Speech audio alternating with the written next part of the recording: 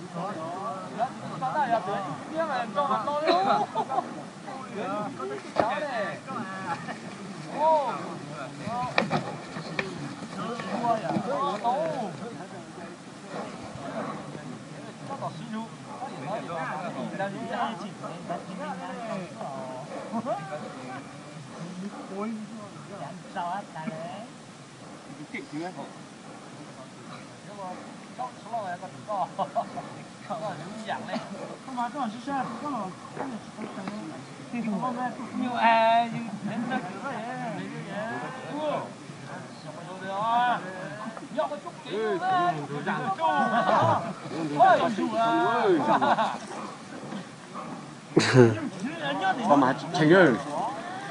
Không thọ nữa ye.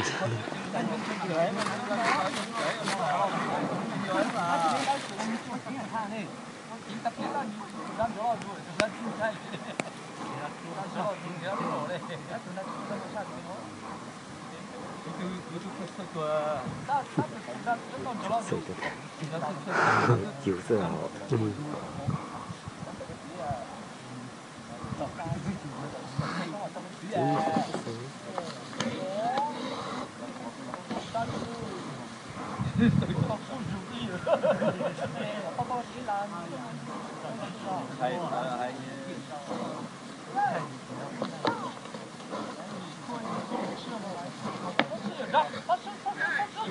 Ui, con nã cho họ.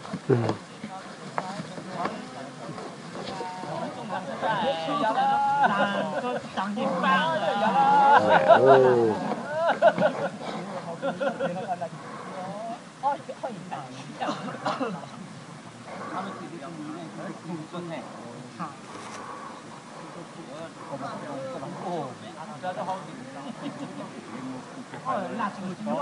Người ta chỉ sử dụng lên. Chịu sợ. Ta là một cái kia ta. Cái câu nào là chừng này? Câu này chỉ trong sử dụng cái kia này nha. Chỉ tôi thì sao mi đâu? Tôi thì sao nôi? Trái tiếng lục thì sao nó? Lục thì sao nôi?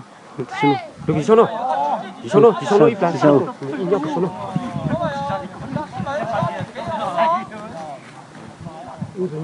Đây đấy.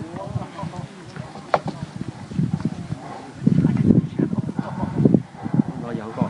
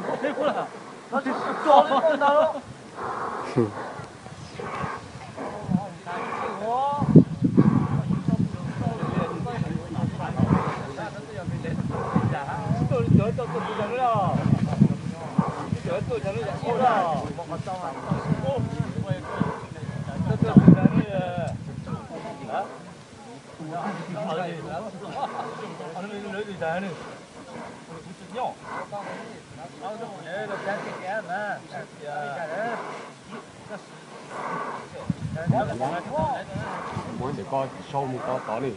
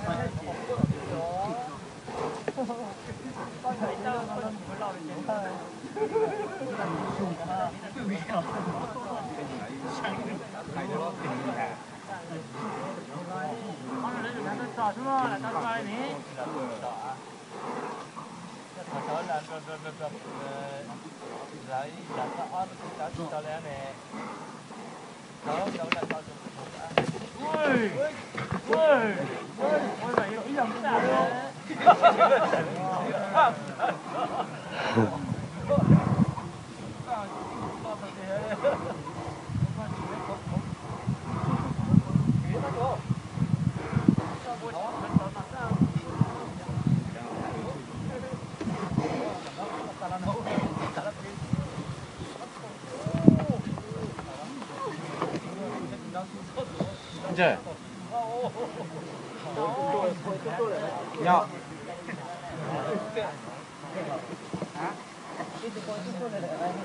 đi chơi tụi mông chú chơi nhìn mông chú mông nó lá hay không chứ đấy ai mông chú chơi còn chú mông vậy đi chơi tụi mông chú chơi còn chú mông nó dạ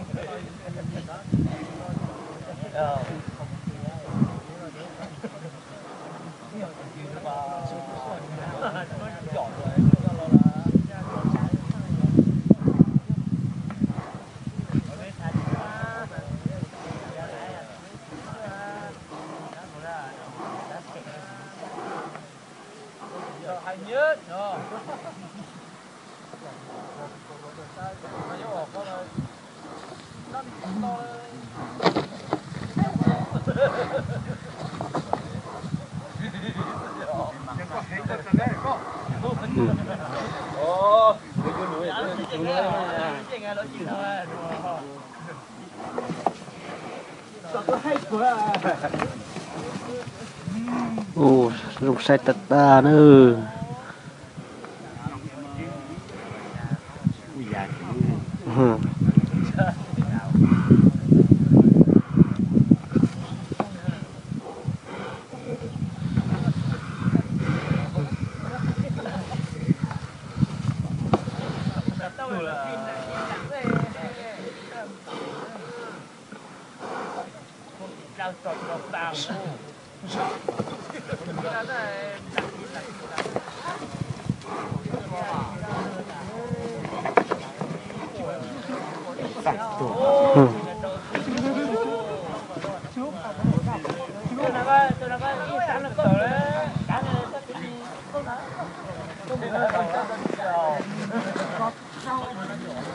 Ôi mà nhập tu vậy.